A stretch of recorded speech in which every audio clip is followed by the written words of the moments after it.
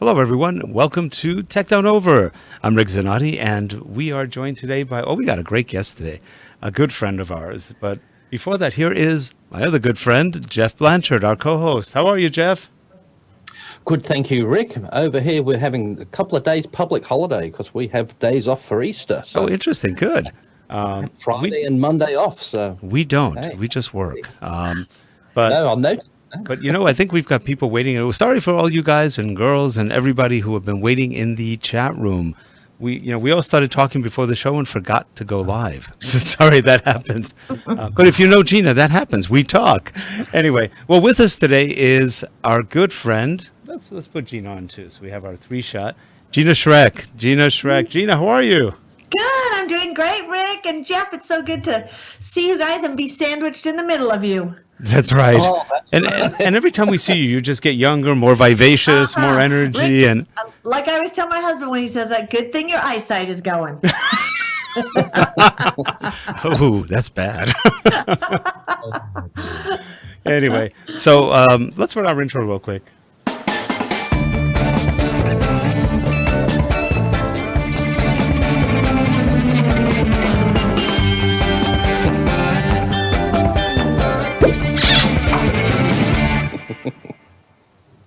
And we are back. I should have been the shark coming out of the water there. That would have been fun. We were going to wear wigs today, but I didn't have time because don't remind me of that.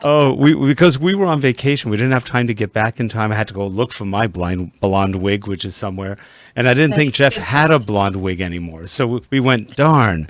What are we going to do? So we came wigless, and we're not blonde. We can't be Gina Shrieks. So Gina Schreck today. Well, I'm excited to be here with you guys and talk tech and get geeky with you. Yeah, there's a lot of tech to talk about. There is. Yeah, there's always a lot of tech to talk about. Mm-hmm. So that's why I thought, I don't know if you guys, what I always talk about from the marketing angle or marketing your personal brand. Mm-hmm. So tools and things along that line. But lately it seems like everyone's up in arms about Facebook and all the privacy issues. Yeah, which is funny because everybody's, okay. People who knew what was going on knew that Facebook was doing a lot of bad stuff with privacy for a long time. I think this happened from the 2012 elections on. So it's been 6 years of this. Well, it's interesting because I always say, I never worry about privacy issues. I know I probably should be more concerned about it, but I don't do a lot of the quizzes and games on Facebook, which those open you up to a lot of data sharing. But again, I don't use a lot of apps. I'm saying this as I'm scanning my apps on my phone, but I use Facebook to log in to almost every place. When I download an app, it says, do you want to use Facebook to log in? And I authenticate using Facebook. Mm-hmm. So you're linking that app to Facebook. Yep. But what I tell people is every few months, go to Twitter, go to Facebook, go to all of your social networks, and usually it's Twitter, Facebook, and Google, to see what apps are attached. And then just clean house every few months. And this is spring, so we should do some spring cleaning to get rid of the apps that we no longer even use, that we've authenticated in there, to keep it really lean and mean as far as the apps that we're attaching to our Facebook accounts. And then you just have to look at it and say, when people, and it's usually my family, who send me all of the games and the quiz, take the quiz to see what celebrity you are, and take the quiz.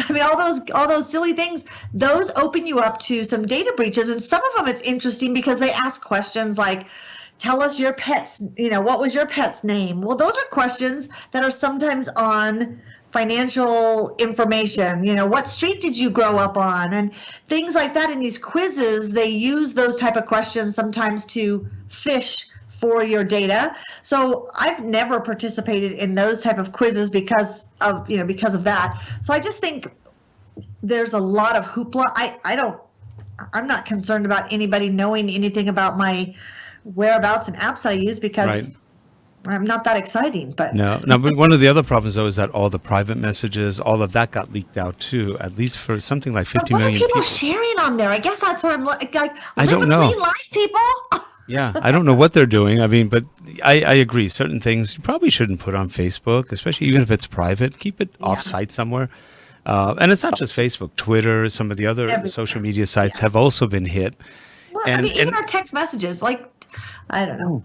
I could go down a whole thing of that, but. Yeah. But even the thing is, I always say to people, I said, would you be comfortable saying this on the 6 o'clock news, national 6 o'clock news, telling the whole world to say no? Yeah. So, well, don't put it on social media. Exactly. Or in a message, and I've had this conversation with my kids since they were young of, if you think you're sending a private text to somebody, just know that they can share that. They can forward it. They can screen capture. That's right. There's all kinds of ways. Just like when Snapchat came out and people think, yeah, but if you take a screenshot of that Snapchat message, the person is notified. I go, yeah, but kids are smarter than that. They'll take another phone and take a screenshot using another phone. You'll never know. So, you shouldn't be putting anything out there that you wouldn't want on the 6 o'clock news. That's a great point, Jeff. And if you're a kid, don't sext because you're going to get in trouble. Well, and don't say mean things about other people, and that too. There's all kinds of things. So we could, that's a whole another topic. But I just think that we tend to see a lot of it get blown up in the media, and they want to make a really big deal of it. But like you said, this has been the case for years. We just don't want to share information on social networks that we wouldn't want out there completely in the public. And when we start talking about credit card information, because I have my Starbucks app I use all the time. When I go in Starbucks, I pay with my phone. Well, is my credit card information in jeopardy? Possibly, which is why I don't put a credit card or a debit card on apps that are that are tied to my phone or any other site that could be breached. I use a credit card that can be managed more easily. So, we just have to I think we're living in an age where we just have to get smarter about the tools we're using, and don't use your debit card that's linked to your nest egg accounts on apps that you're buying stuff with. Yeah, debit cards are the biggest problem of all in terms of fraud, and that's it. Your debit card is about 99% more at risk than any credit card. Right. And I was guilty of that. I would use a debit card all the time because I just didn't want to have a credit card to mess with.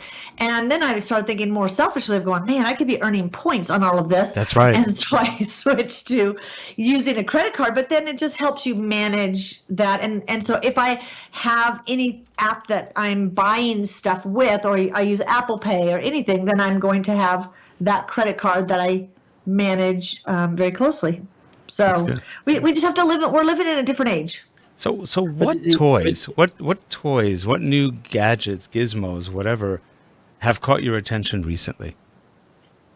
There's always a shiny object out there. Jeff, you were going to say something about the credit cards, or? It's gone now. I had something. I was just going to this.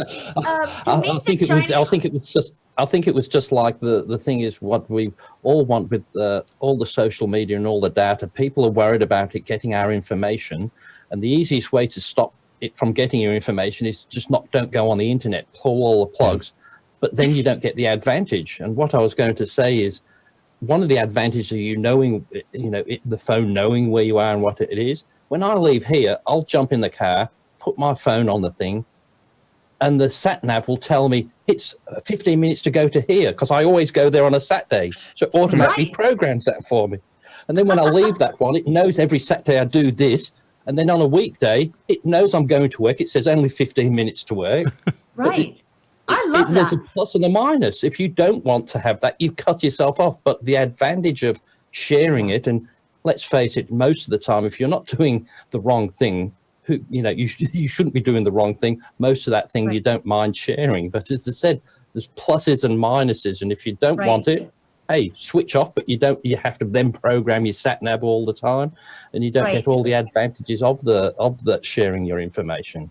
That's right. And it's interesting because on iPhone, you can share your location. I think you can do this with Android, because I've been an iPhone person now for 2 years, which was a big shift. But we do the thing where within our family, we share our location, which most people are like, your kids share their location with you? My 22-year-old and my 27-year-old share their location with me. the reality is I really don't care most of the time. So I don't go and look at their location, but if they're driving like Taylor is right now from Arizona here, and we want to know, okay, I wonder how far away she is, I can look on my phone and see exactly where she is using that tool of Find My Location. When what I don't like is when I tell Kirk, oh yeah, I've already left the house to come and meet you for dinner at 7, and he knows I'm still in my neighborhood. I'm like, dang, I forgot about that. But I've heard there's a whole new level of Facebook out there these days. That there's Facebook that everybody has with a family and friends, and then they go on to somewhere else to have their real social media. So the social nice things on Facebook that grandma and mum are looking at, and so they think then they go on to their other ones. Yeah, I mean, if I want to know what's going on with my kids, I look on Instagram because they don't post very often on Facebook. They're on Instagram. They used to use Snapchat, but they don't use Snapchat anymore. I don't know why, but they kind of said that one kind of got old. And Instagram added so many features that are like Snapchat that they've gone to that. But when I look at apps for myself, for business, for work, I mean, I always say live streaming and video like we're doing right now is the tool of, I mean, I don't want to say of the decade, but definitely 2017, 2018, and it's not going away. I think we found a tool that has leapfrogged over some of the others that maybe we thought were going to take hold. But live streaming video has provided a method for brands, companies, and individuals to build relationships, to shorten a sales cycle, to build trust, to build that a sense of authority that people have. Even if you're working within a company, how do you share your expertise? And live streaming is one of those tools that is just the hot tool. And yet so few people are still using it because they're afraid of live video. And I think that they're afraid, well, what if I say something wrong?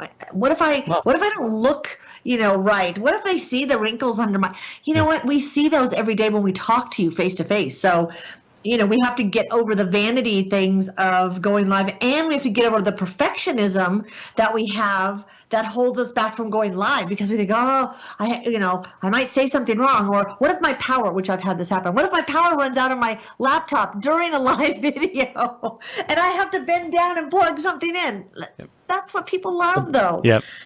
Well, you think about it. We did our show, the Schreck Tech show, it was like 9 or 8 years ago. Yeah. It's a long time already. And that was live streamed. You came on with a black eye twice. I remember that. I think I did. You had 2 accidents. One with I think it was trying to get into a garage, and the other one skiing. Yeah, one was skiing and one was trying to climb in my window because I locked myself out of the house. Right. And I picked up a little garden table that had a glass top, and it fell and hit me in the eye. Yeah, you were brave. In those times, you didn't care. You just the show goes on, and you came on. I say it's the older I get, the less I care what people think. And I just feel like we all have expertise to share. I feel this way about blogging, and I feel this way about video.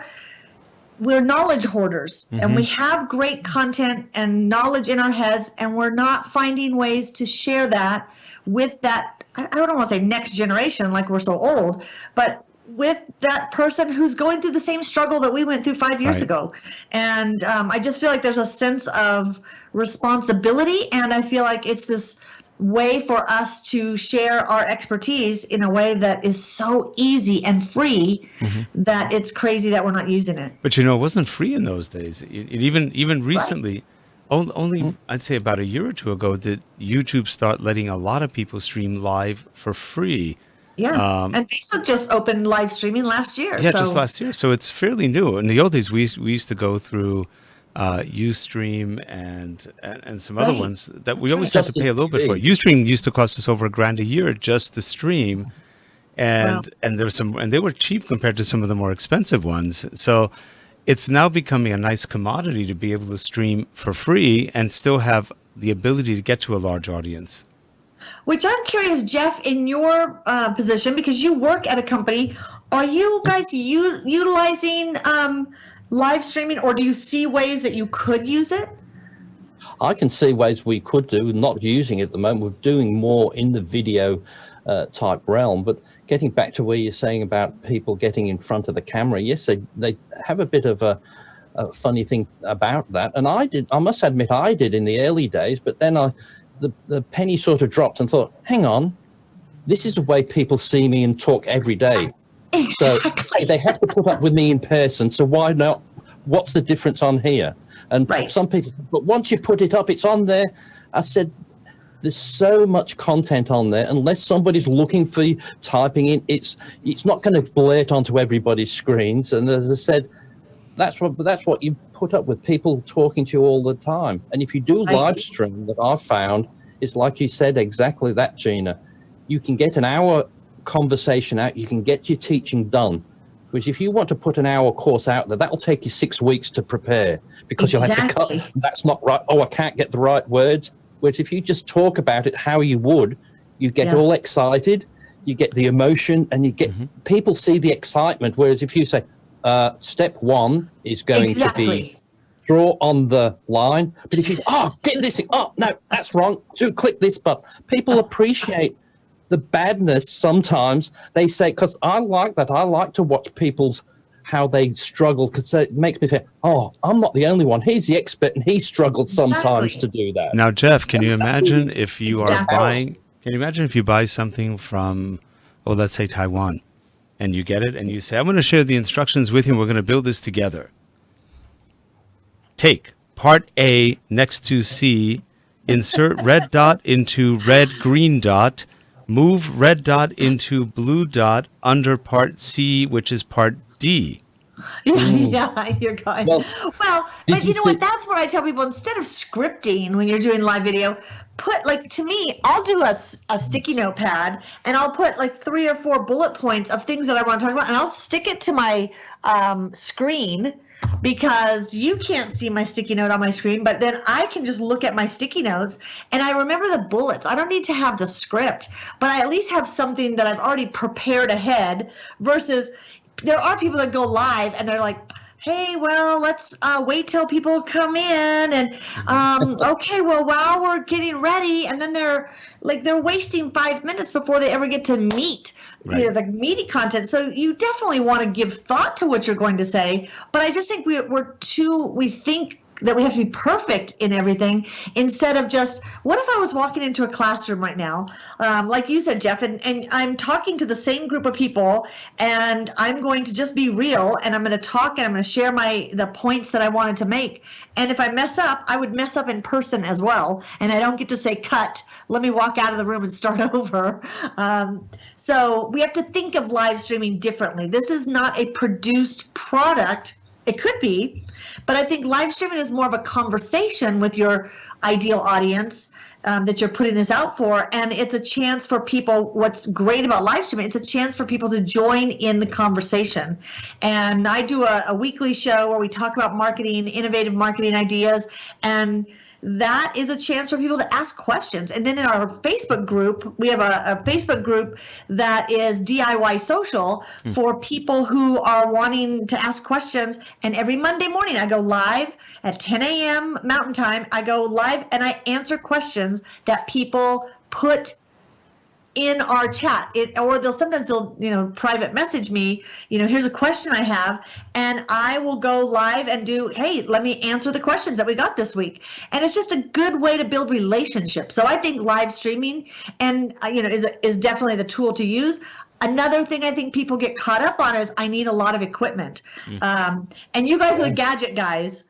So you have more equipment than the normal person. But you don't need that. No. You don't. I mean, I tell people, usually your laptop is all you need, because most laptops have a camera and a mic built in. Yeah. I have the Yeti microphone. See, if I'll probably lift it up and ruin the sound on it, but my little Yeti microphone here, and I just have that sitting here, and I don't have I should probably wear an earbud. I've never had issues with the echoing, but if anything, I could use a headset earbud and go live with that. But then as you get down the road and you're producing it more, then you can buy more equipment. But I just think people are hung up, whereas we can really just use our phones and go live streaming from our phone. No equipment needed. Well, what I think is So- funny is we all spend a fortune buying equipment, and then it's all decimated by Skype. Well, that's true too. You know, That's right. and which is I use when so I go live from just on Facebook. I just click go live a lot of times. But Oh, for our okay. weekly shows, I want to schedule them ahead of time, and to schedule ahead of time and to have some of I can pull the questions up on the screen and I can use the lower thirds. I use a tool called Belive, and it is a web-based tool, and I pay $25 a month for Belive service, but it's because it allows us to do 4 people. You can have 4 people on the screen. You can do kind of talk show format. For some clients of ours that use Facebook Lives, I can be the producer in the green room where no one can see me on screen, and I can be in there bringing questions up and answering questions in the chat while their show is going on. So Belive is a tool that allows you to do that. But there's Ecamm, there's OBS. Gosh, there's a lot of them. But this is Belive that you're showing here. And Belive is just, again, it's the easiest thing in the world because you just schedule it and you go live from there. That's and pretty cool. To That's- Facebook. It And puts it on Facebook. and $25 a month is really cheap for this. Yeah. So if you're wanting it to look more highly produced, like this show here, you've got the frames, which you could do this on Belive. You know, you want to have your colors and your lower third names and things. Belive is just easy. You know, it's one of those tools that you don't have to be super techie to use it. So that's almost a perfect blogging site like if you want to for do a video blog. blogging. Yeah. Yeah. I mean, you know, today is just how do we share our content, and we write, you know, people are blogging, we do videos, live streaming videos or pre-recorded videos, and then podcasting. And I launched the podcast called The Journey, and it's a show, you know, after being in business for 23 years, I kind of started looking back at the squiggly line of my journey and how I've gone through different evolutions in my own business and decided to start this. And this was actually funny because I had the idea to start a podcast for years. But one day I said, and it was on a Sunday, I said, I'm going to get this podcast up and launched this week. Because you can plan things to death. and you can wait until everything is perfect and I have all the right equipment and everything. I was like, no, I'm just starting it this week. So I downloaded Audacity, and it's free. Downloaded Audacity. I didn't even know I didn't remember how to use it because I think I played with it years ago. But I clicked the record button and then just talked for 20, 30 minutes and then hit stop. And then I dropped in a little intro and outro that I had done on audiobag.com. Audiobag does like the music plus a voiceover, and I think I paid $60 for that. Dropped that in the beginning and end using Audacity and hit save, and it was an MP3 file. Yep. And I recorded 3 of those, and then I submitted it to iTunes. I submitted it to Spotify, Stitcher,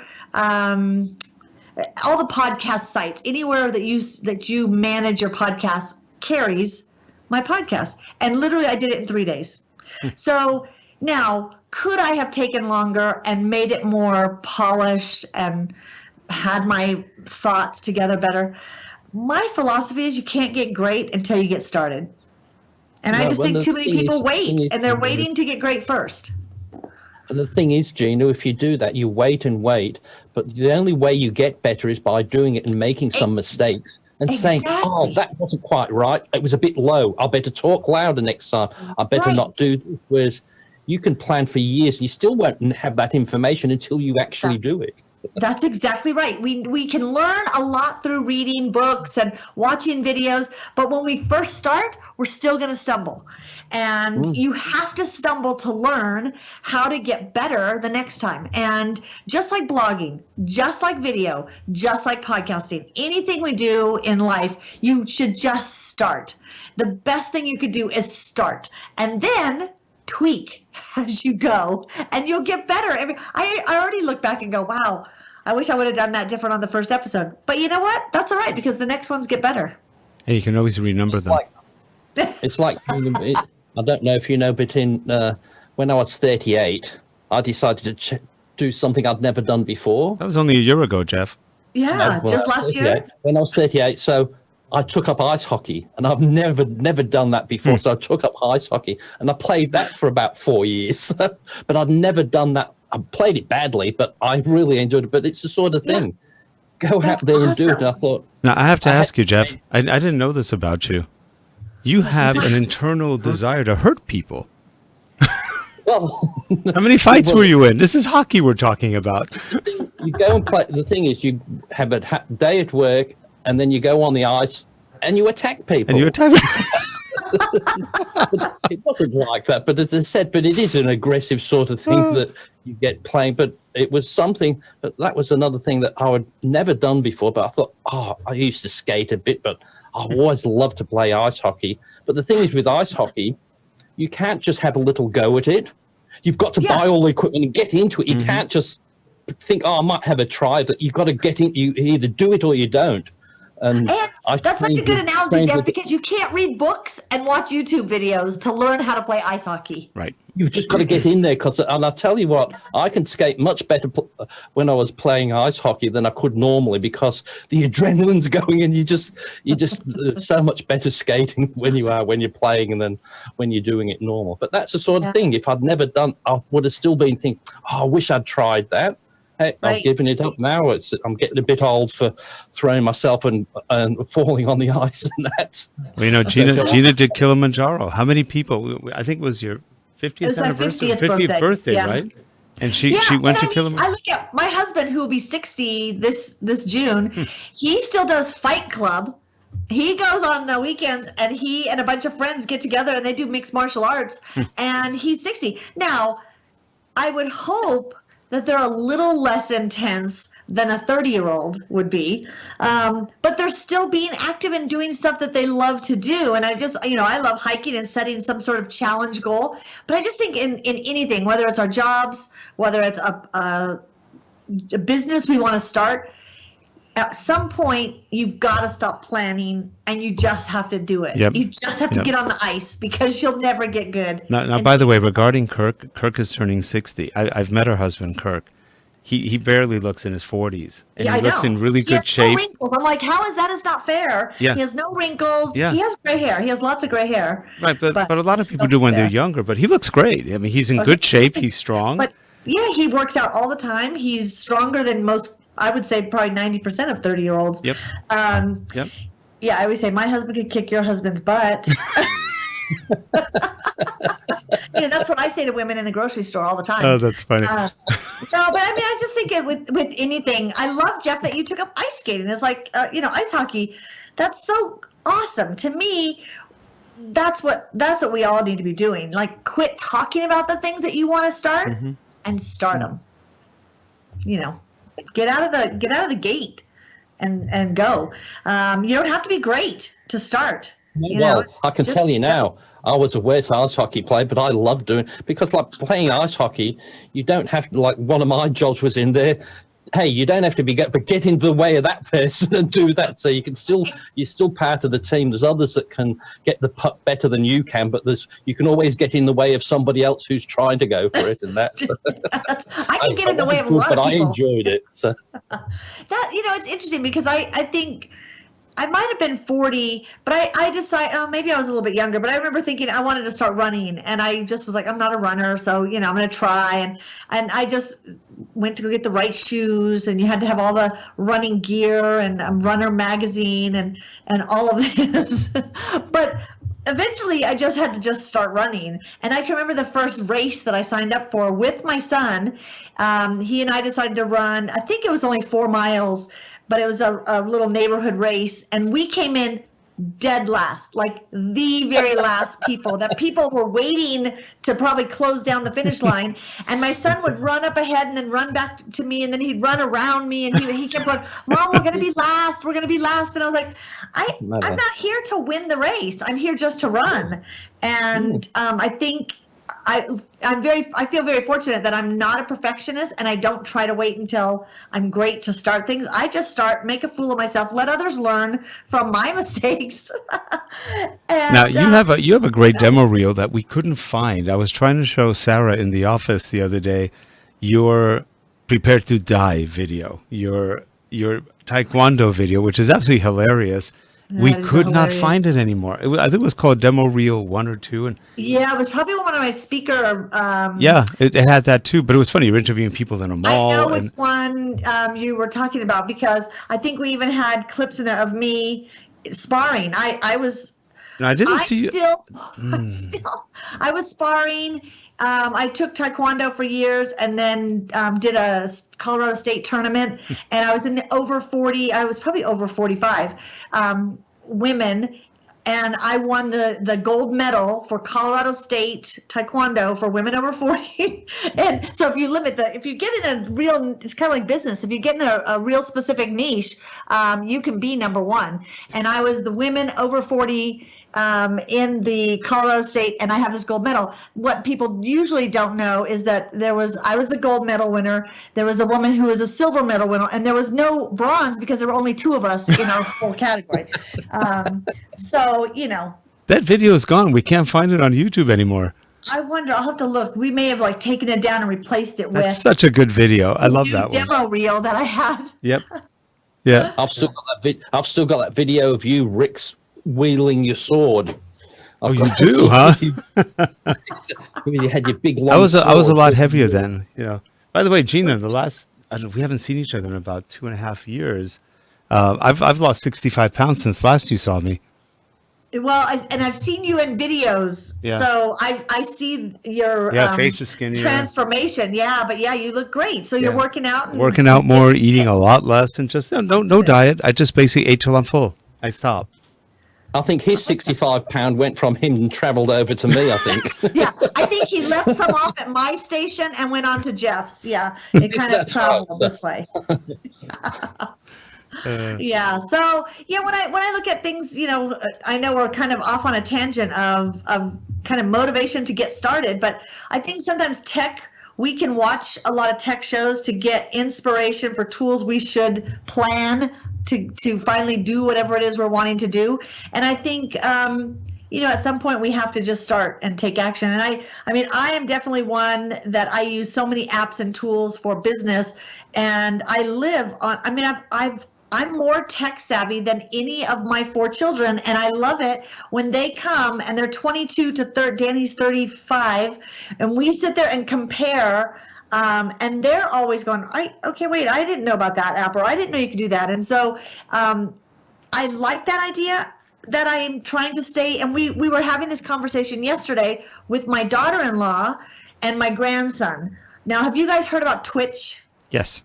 Okay. So Yep. I had heard about it. So it's a live streaming, which the first time, actually every time I look at it and log in there, I'm like, wait, people are just watching other people play video games? I'm trying to understand this concept of why wouldn't you want to go play the video game? Instead, you're wanting to watch someone else play the video game. And they spent $1 billion to buy that.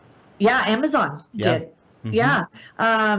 But what's interesting is my daughter-in-law is not tech savvy, and so she has fear about Twitch. And I don't want to let my son, who's playing video games all the time anyway, be on Twitch. And I said, well, what do you know about Twitch?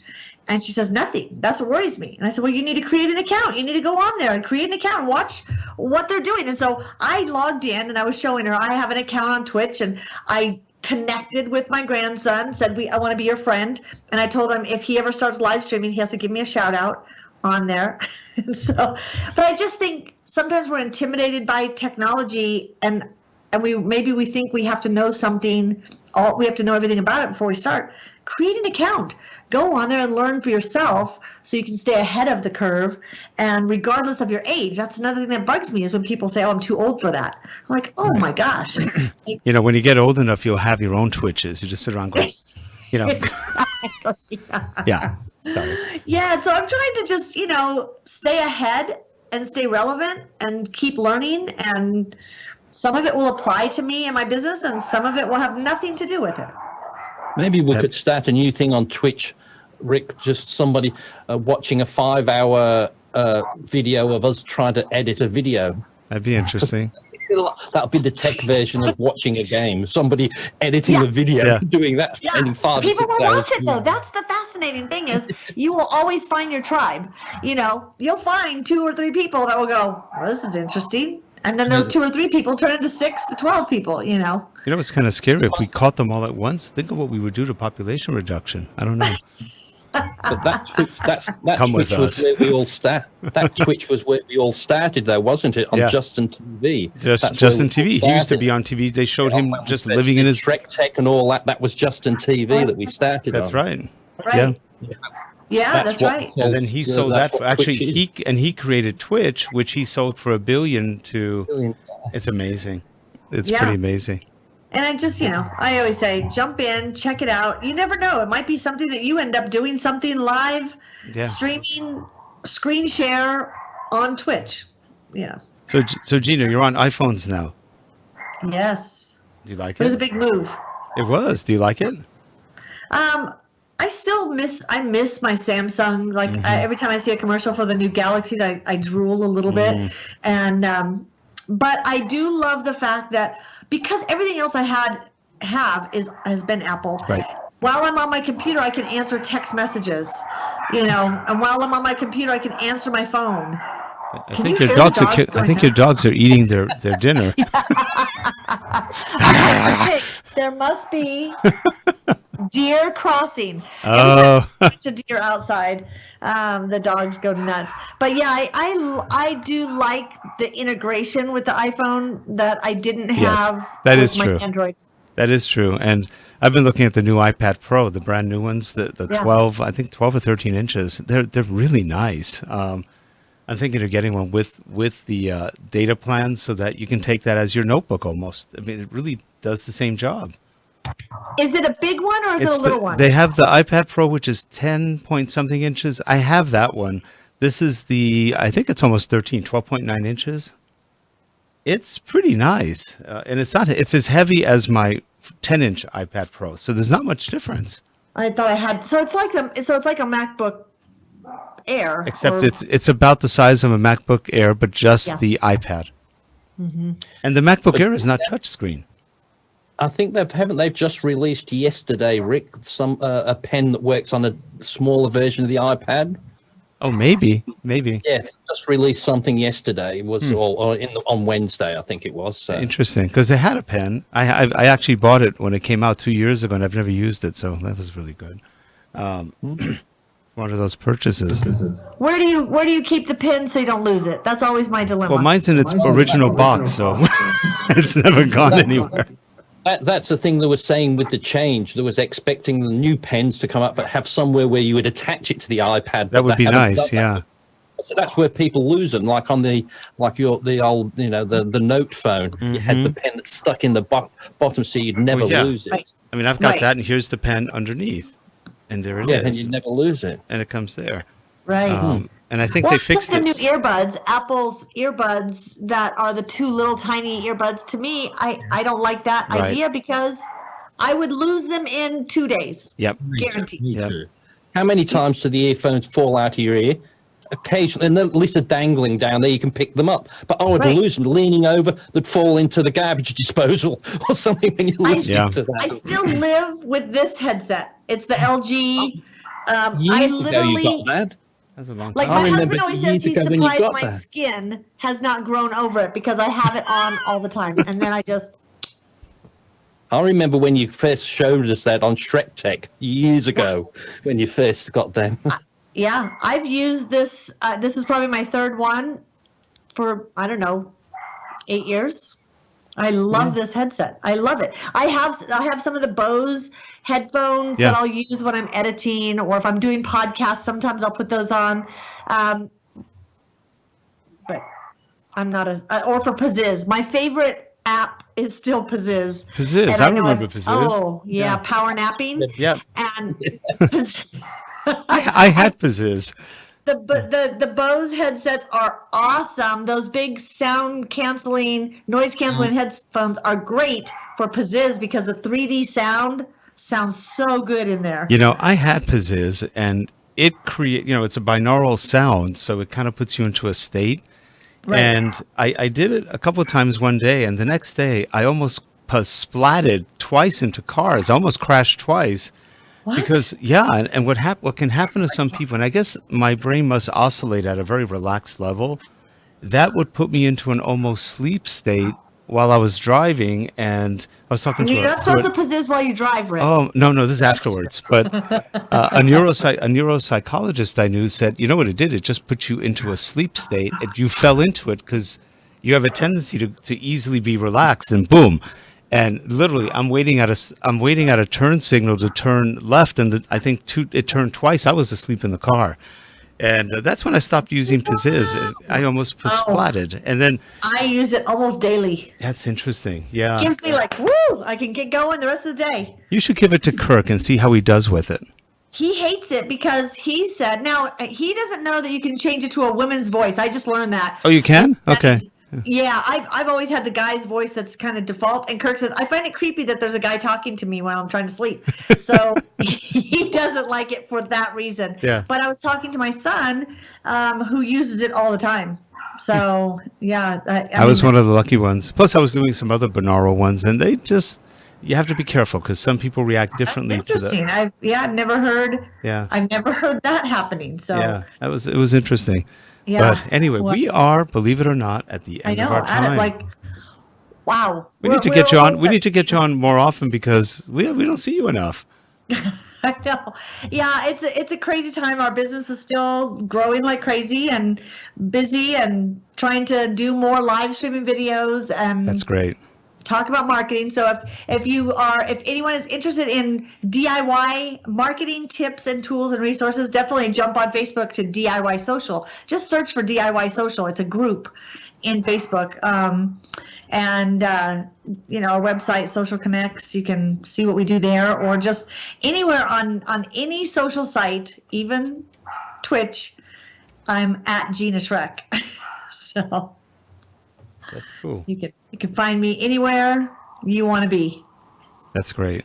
Yeah, but thanks for having me on. This was really fun. Oh, we Jeff, appreciate it. So good to see you and see Jeff, or see. I'm trying to point the opposite way. Rick, Jeff. That's so right. We're going to have to arrange a get together when we can all meet up at another time. So yes, for sure. When they let you out of the country. Yes. Well, I've got getting my new passport soon, so then I'll be able to travel again because my old one runs out in a few months, and you can't travel if you haven't got more than a year on your passport. So right. Well, I think I need to plan another trip to Australia because I loved it there. So I need to head back. I need to convince down under Leslie to go. Maybe we'll go together. Let me know when you go. Leslie might join us. I'm trying to get her to go one day. Oh yeah. It's I hate the long plane flights, so I have to admit, it's rough. I can sleep on a plane, but it's tough. To me, that's a short flight, only 14 hours to America as opposed to 24 to London. Oh, I know. Wow. Yeah. Bailey, the Shrecklet, is in Dubai right now, and she was talking about she goes, oh, these long flights are just a killer, but she's having a great time, and I said, I would love. That's another place I want to add to my list of heading over to Dubai. So make it happen. Okay. Anyway, Gina, a pleasure having you on again. It's nice to see you, and say hi to Kirk for us. I will. And for all you people watching, please subscribe. We just noticed that on this particular channel, we only have like 500 something subscribers. So we want to get to like 1,000 at least, please. Especially on YouTube, we want to get to 1,000 because we have over, I don't know how many thousand on another channel, but it's not the one that we use. So you can't move our video. And YouTube doesn't let you move videos. So subscribe. You'll get notices we're here, and you'll meet people like Gina all the time. It's fun. So anyway, we'll have a good one, and we'll see you guys next week. Bye-bye. Thanks. Thanks, you guys.